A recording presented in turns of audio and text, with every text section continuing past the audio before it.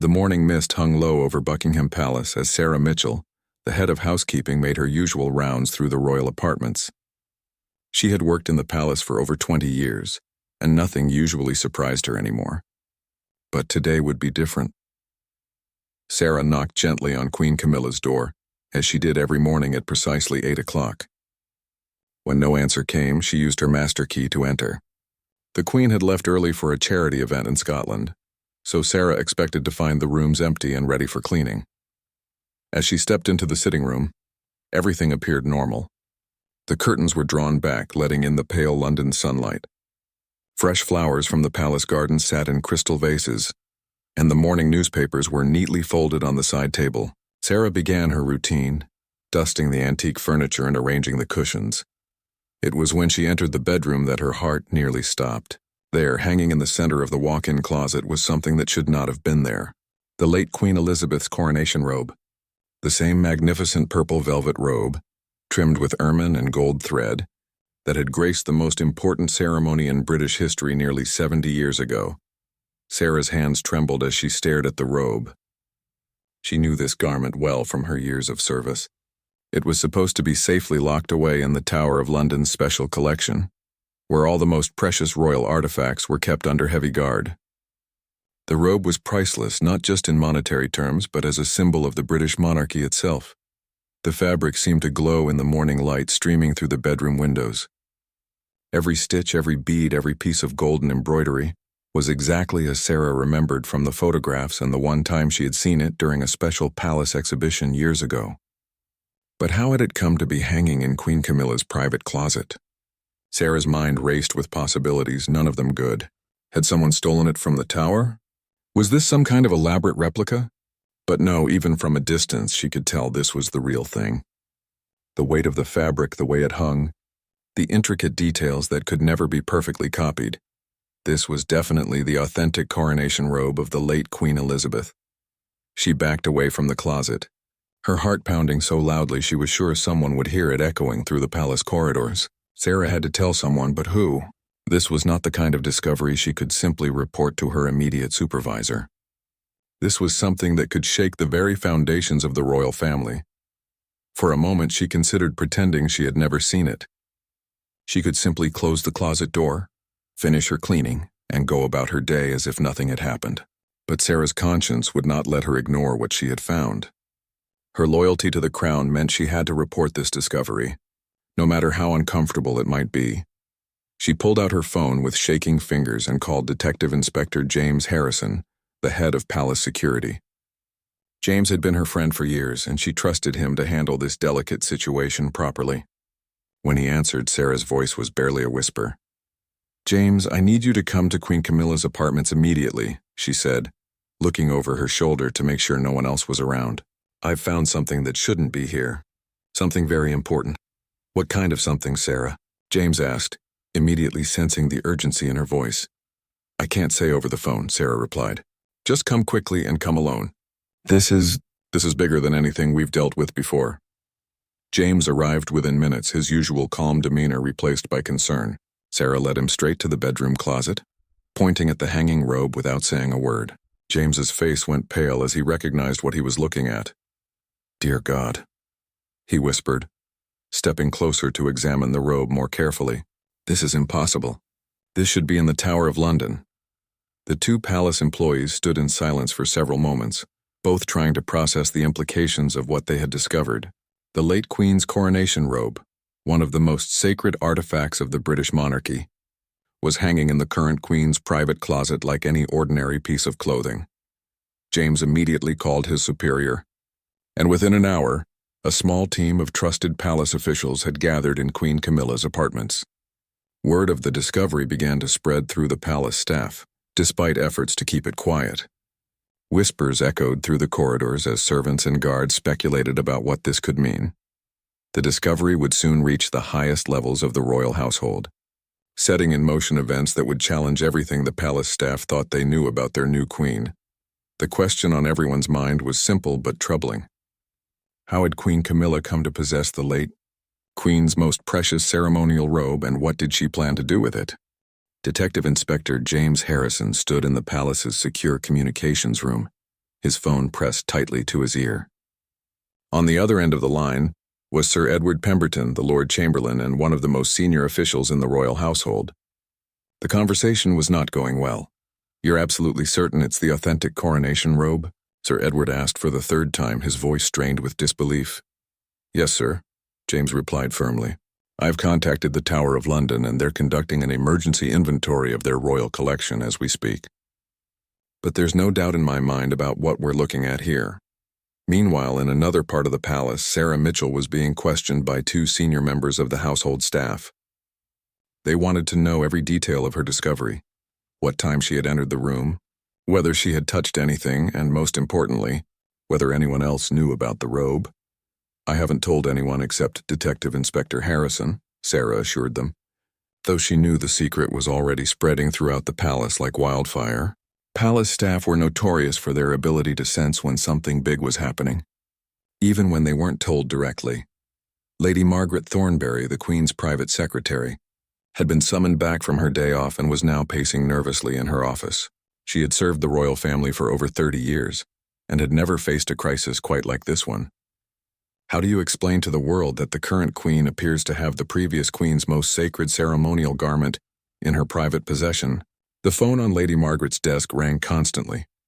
News outlets were already starting to ask questions, though none of them knew the full story yet. Someone had leaked information about unusual activity at the palace, and journalists were becoming increasingly persistent in their inquiries. At the Tower of London, curator Dr. Elizabeth Hartwell was conducting a frantic search of the royal collection. The coronation robe should have been in a climate-controlled case in the most secure section of the jewel house. When she reached the correct location, her worst fears were confirmed. The case was there, but it was empty except for a small white card.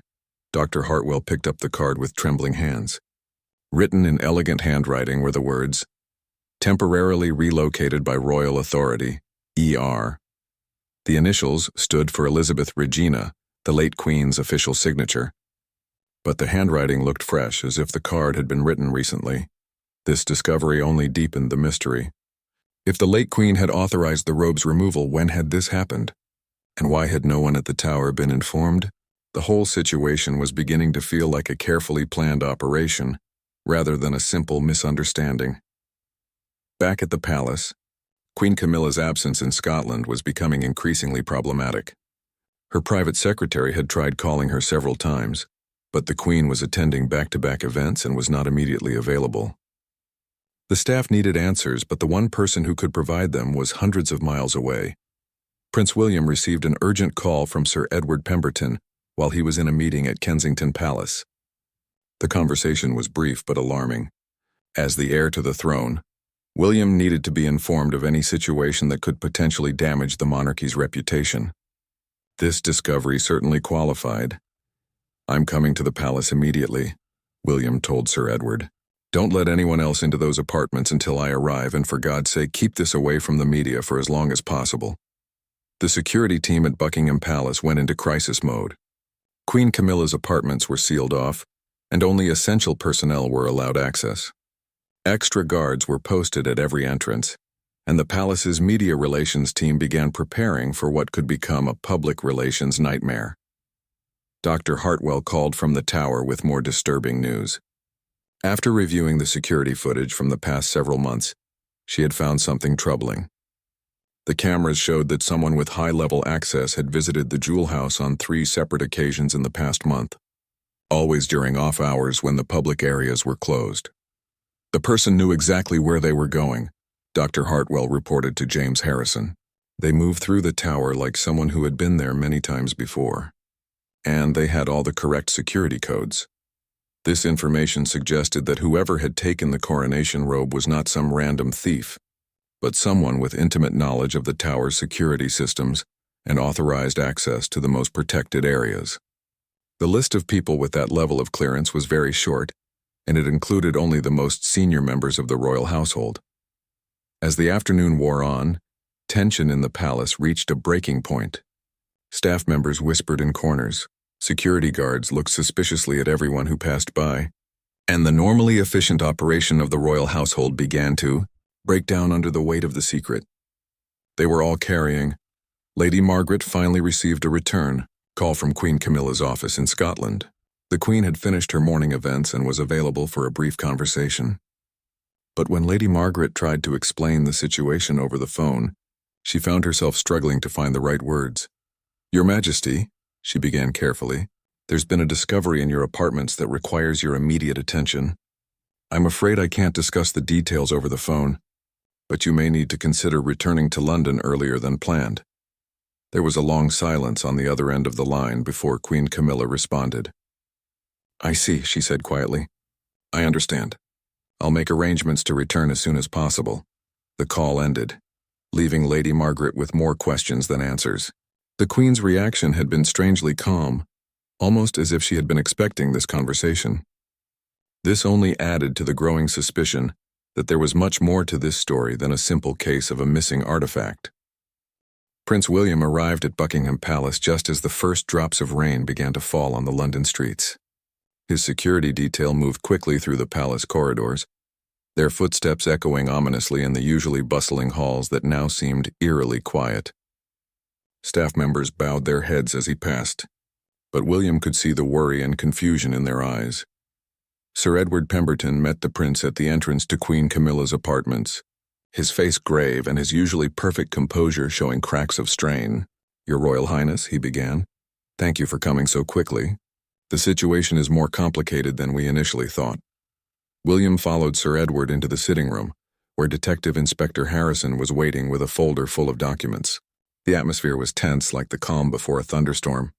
Everyone present knew they were dealing with something that could potentially rock the monarchy to its core.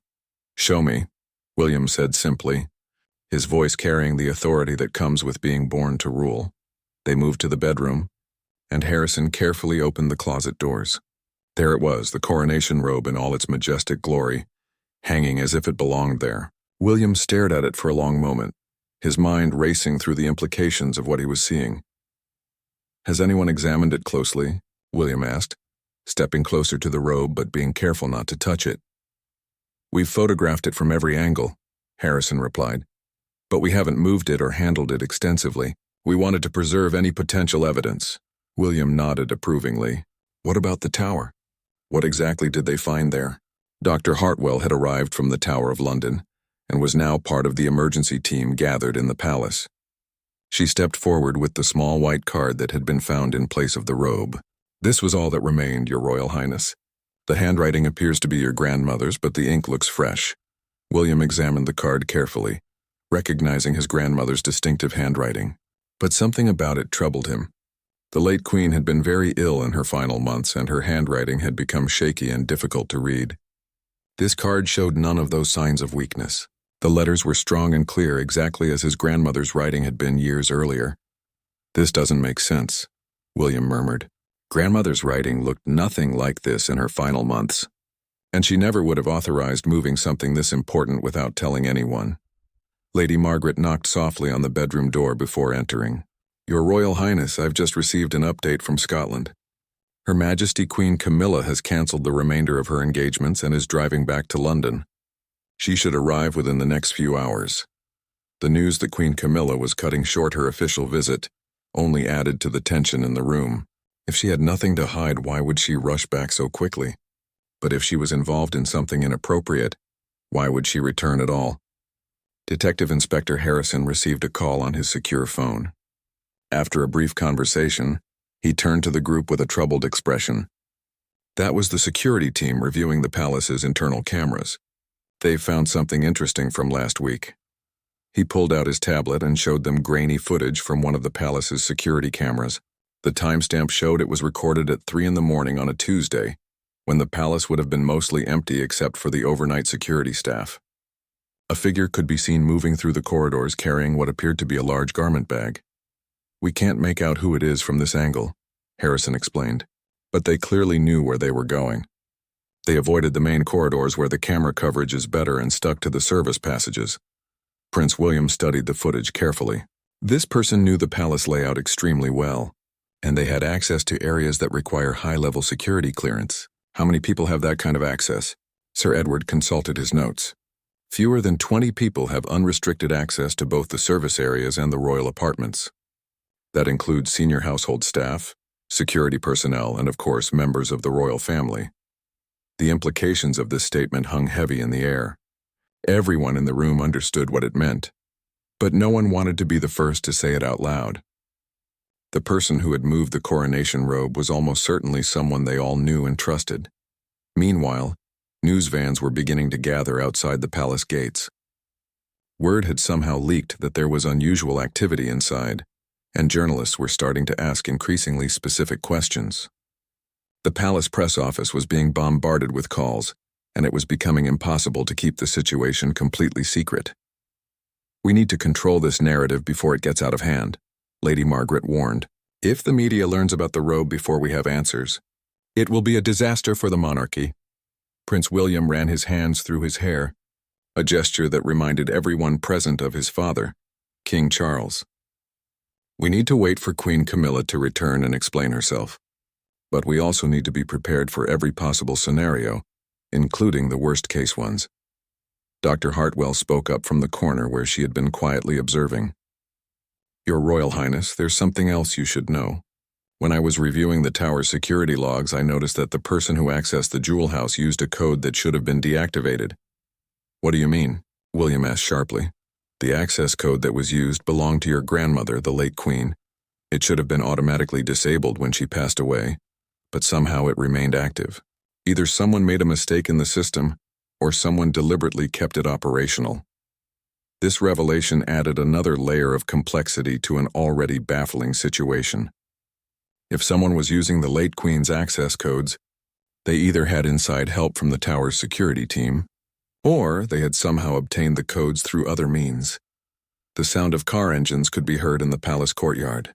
Queen Camilla had returned from Scotland earlier than expected, and within minutes she would have to face the most difficult questions of her reign.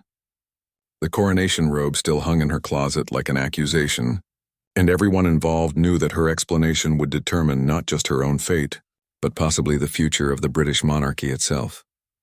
As footsteps approached the apartment, Prince William straightened his shoulders and prepared for what could be the most important conversation of his life.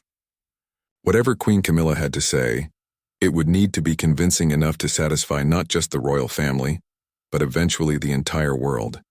Queen Camilla's footsteps echoed through the palace corridors, with a steady, deliberate rhythm that betrayed none of the nervousness that must have been building during her long drive from Scotland. She had changed from her formal engagement attire into a simple navy dress, as if she knew this would not be a ceremonial occasion. Prince William stood in the center of the sitting room, flanked by the senior officials who had been managing the crisis throughout the day. The atmosphere was thick with tension, as everyone waited to hear what explanation Queen Camilla could possibly offer for the discovery that had shaken the palace to its foundations. When she entered the room, Queen Camilla's eyes immediately swept across the faces of those assembled.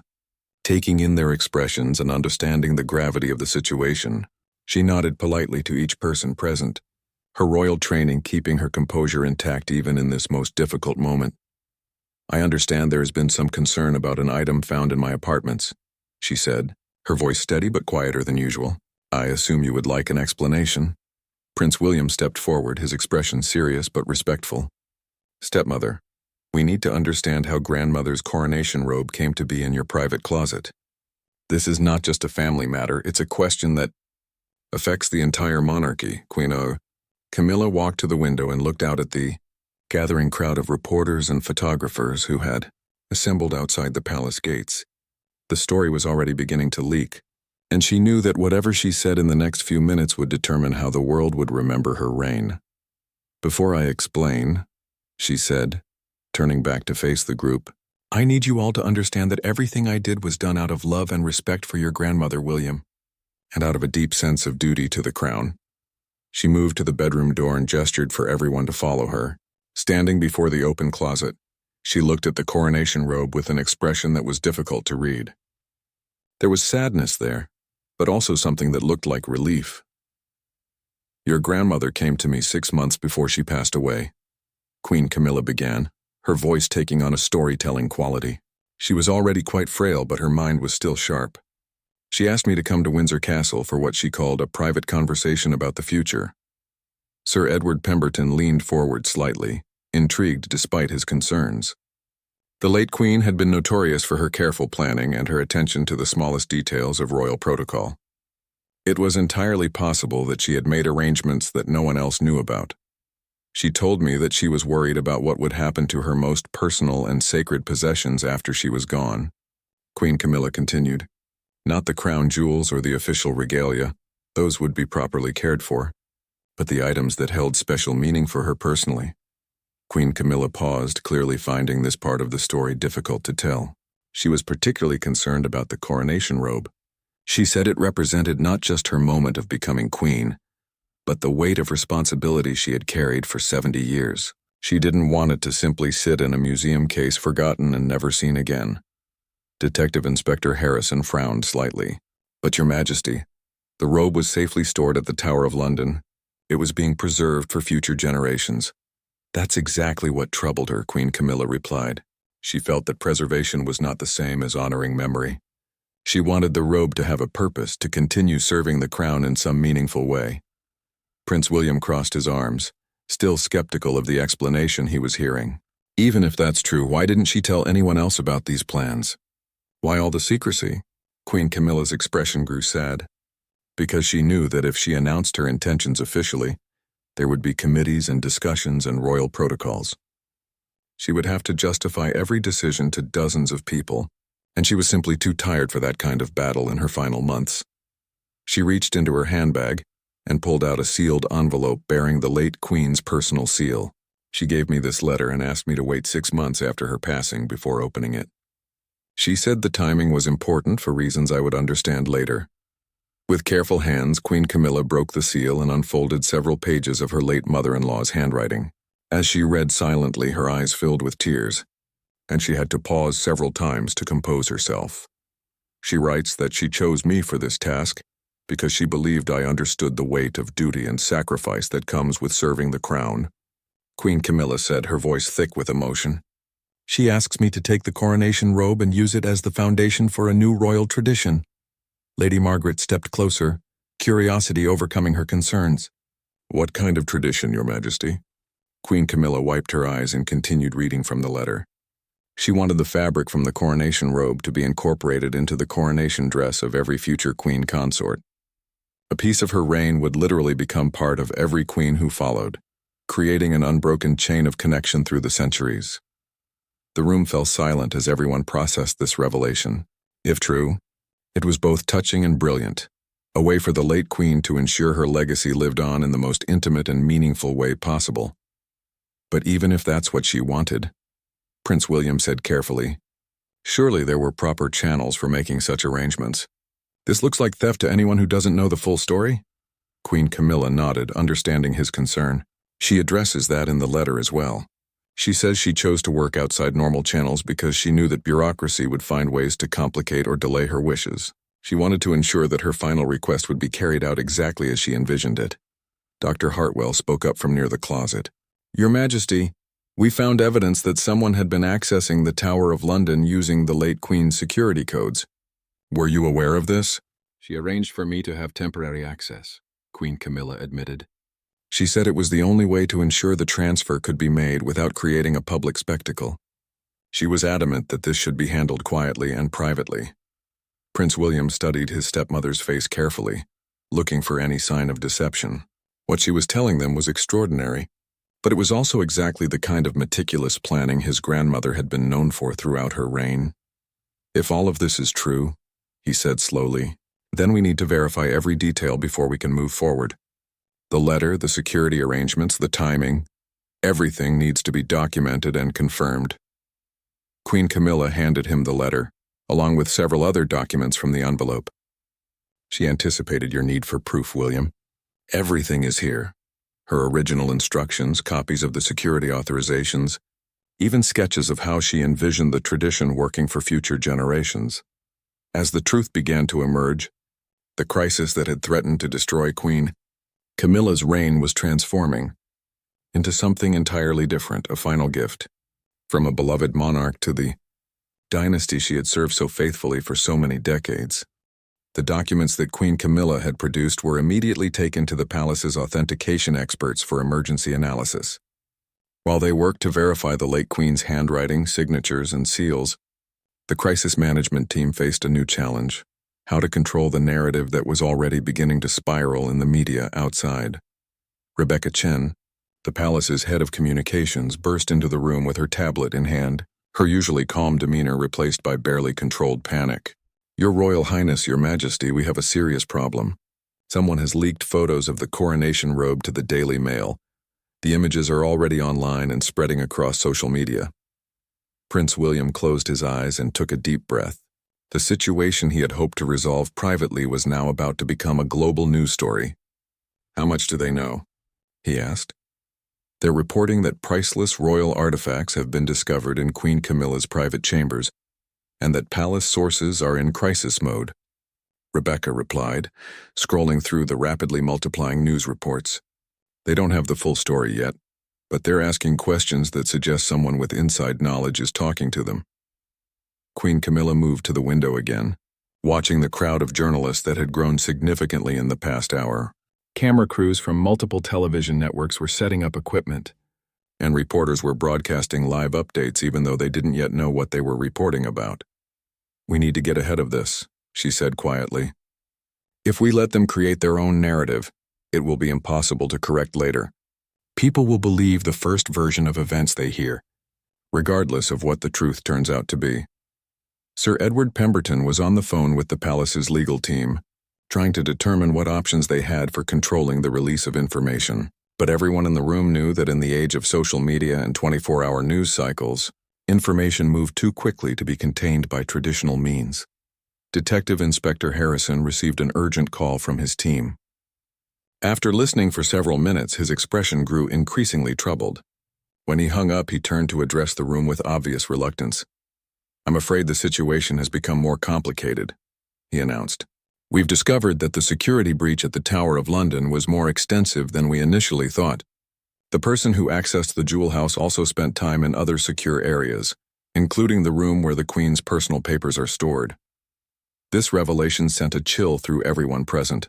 If someone had been accessing the late Queen's private documents, it could mean that other secrets were at risk of being exposed.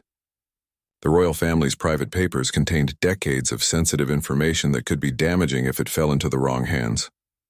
"What exactly are we dealing with here?" Prince William asked, his voice tight with concern. "We're not sure yet," Harrison admitted.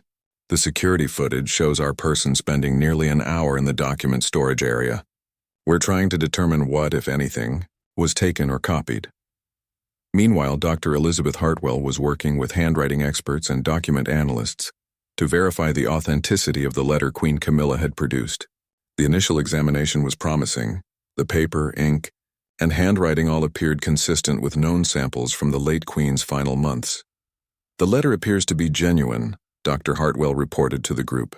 "The handwriting matches samples we have from the same time period, and the paper bears the correct watermarks for royal stationery. However, we'll need more time for a complete forensic analysis." Queen Camilla nodded, understanding that her reputation now hung on the results of that analysis. If the letter proved to be authentic, she would be vindicated.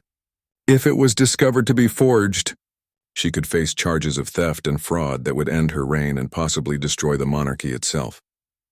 Lady Margaret's phone buzzed with an urgent message from Clarence House. King Charles, who had been attending a conference in Brussels, had been briefed on the situation and was cutting short his trip to return to London. His plane would land at RAF Northolt within 2 hours, and he would come directly to Buckingham Palace. "His Majesty is understandably concerned," Lady Margaret reported diplomatically, though everyone could imagine how furious the king must be to learn about this crisis, through his security briefings rather than from his family. The authentication team was also examining the other documents from the late Queen's envelope. Among them were detailed sketches showing how pieces of the coronation robe could be incorporated into future royal wedding dresses and ceremonial garments. The drawings were intricate and clearly the work of someone with extensive knowledge of royal fashion and tradition. "These sketches are remarkable," said Patricia Mills, the palace's chief dresser, who had been called in to examine the clothing-related documents. "They show exactly how small pieces of the coronation robe could be sewn into the bodice of future coronation gowns.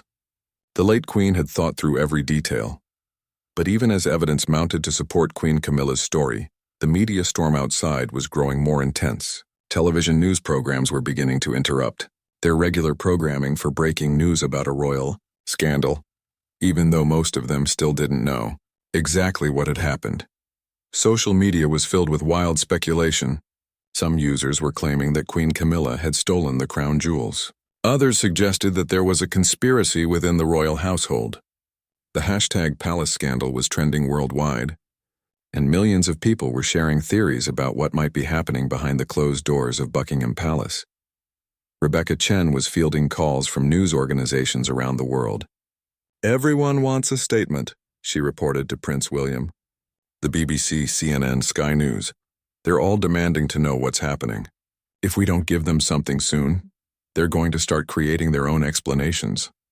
Prince William looked around the room at the faces of the people who served his family with such dedication. Sarah Mitchell, the housekeeper who had discovered the robe, was sitting quietly in a corner chair, probably wondering if she should have simply pretended she had never seen it. Detective Inspector Harrison was coordinating with multiple law enforcement agencies to investigate every aspect of the case. Dr. Hartwell was carefully photographing and cataloging every document and piece of evidence. "We need more time," William said finally. "But time is exactly what we don't have. Once my father arrives, we'll have to make some very difficult decisions about how to handle this publicly." Queen Camilla turned from the window to face her stepson. "William, I want you to know that regardless of what happens next, I understand if you and your father decide that I should step down. The monarchy is more important than any individual, including me." Her words hung in the air like a challenge to everything they had all dedicated their lives to protecting.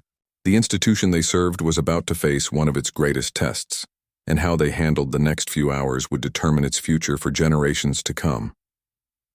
King Charles arrived at Buckingham Palace as the London afternoon was fading into evening.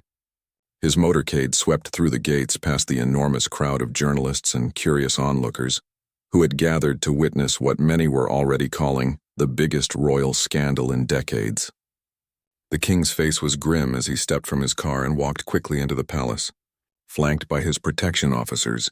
Within minutes of his arrival, Charles was in Queen Camilla's apartments, surveying the scene that had thrown his reign into crisis. He looked at the coronation robe hanging in the closet, examined the documents his wife had produced, and listened carefully to the reports from all the officials who had been managing the situation throughout the day. "Show me everything," he said simply, his voice carrying the weight of a man who had waited his entire life to be king and now faced the possibility of seeing his reign destroyed before it had truly begun. Dr. Hartwell presented her preliminary forensic analysis with professional precision. "Your Majesty, all initial tests suggest that the documents are authentic. The handwriting matches known samples from your mother during her final months. The paper and ink are consistent with royal stationery from that period, and the seals appear genuine." Charles studied his mother's letter with the careful attention of someone who had known her handwriting intimately for over 70 years. As he read her words explaining her final wishes, his expression softened from anger to something approaching understanding. "This sounds exactly like something Mother would do," he admitted to Prince William. "She always preferred to handle sensitive matters privately, away from committees and official channels. And she was always thinking decades ahead, planning for the future of the monarchy." But even as the evidence supported Queen Camilla's explanation, the crisis was far from over. Rebecca Chen brought news that several major newspapers were preparing to publish special editions with headlines like "Queen Camilla's Secret Scandal" and "Royal Theft Rocks Palace." The story was spreading globally, and world leaders were already being briefed by their own intelligence services about the potential instability in the British monarchy. "We have perhaps an hour before this becomes completely uncontrollable," Rebecca warned. "We need to make a public statement that explains what happened, or the speculation will destroy us." King Charles looked at his wife, who had remained remarkably composed throughout the entire ordeal. Despite the stress and accusations, Queen Camilla had maintained her dignity and answered every question honestly. Her willingness to accept responsibility, even to the point of offering to abdicate, had impressed everyone in the room. "Camilla," Charles said gently, "I believe you. Mother's letter explains everything, and frankly, This is exactly the kind of long-term planning she was famous for, but we still have to convince the world that this wasn't a theft or a scandal. Detective Inspector Harrison stepped forward with his final report. Your Majesty, we've completed our investigation of the Tower of London security breach. The access logs confirm that someone with the late Queen's authorization codes visited the facility on the dates in question. More importantly, we found additional evidence in the security office. A sealed instruction from the late Queen authorizing the temporary transfer. This final piece of evidence seemed to convince even the most skeptical officials in the room. The late Queen had apparently planned every detail of this transfer, anticipating that questions would be asked and ensuring that documentation existed to support Queen Camilla's story. Prince William addressed the room with newfound authority. We need to turn this crisis into an opportunity. Instead of defending against scandal accusations, we should tell the beautiful story that this really is a final gift from grandmother to the future of the monarchy. The decision was made to hold an emergency press conference that evening. Rather than hiding from the media storm, the royal family would meet it head-on with the truth. Rebecca Chen and her team began preparing a comprehensive statement that would explain not just what had happened, but why it represented something beautiful rather than scandalous. As the sun set over London, King Charles and Queen Camilla appeared together in the palace's most formal reception room, with the late Queen's letter displayed prominently on a lectern beside them. The room was filled with journalists from around the world, their cameras focused on the couple who would either save or doom the monarchy with their words. Ladies and gentlemen, King Charles began, his voice steady and clear. We are here tonight to share with you a remarkable story about love, tradition, and the future of the British monarchy. What appeared to be a crisis has revealed itself to be a final, extraordinary gift from my beloved mother. He went on to explain the late Queen's vision for connecting future generations of royals through the physical fabric of her coronation robe. Queen Camilla spoke about the trust that had been placed in her and her commitment to honoring that sacred responsibility. Together they painted a picture not of scandal, but of a monarch so devoted to her duty that she spent her final months planning for the crown's future long after her own time had passed. The response was immediate and overwhelmingly positive. Social media sentiment shifted within hours from suspicion and outrage to admiration and emotion.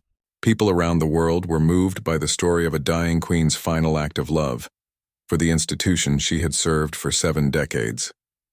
Sarah Mitchell, the housekeeper whose discovery had started it all, was quietly honored for her integrity and discretion. Detective Inspector Harrison received a commendation for his thorough investigation. Dr. Hartwell was praised for her careful authentication work that had helped reveal the truth. But perhaps most importantly, the crisis had strengthened rather than weakened the monarchy. Queen Camilla's handling of the situation had demonstrated her character and integrity in a way that no amount of formal ceremonies could have achieved. The late Queen's final plan had worked perfectly. She had found a way to unite her family and her people around a shared story of continuity and love. 6 months later, when the first pieces of the coronation robe were carefully incorporated into a ceremonial dress for a royal wedding, millions of people around the world watched with tears in their eyes, knowing they were witnessing the beginning of a tradition that would connect generations of royals for centuries to come. The gasps that had once filled the palace with fear had been transformed into gasps of wonder and admiration, exactly as the late Queen had planned all along.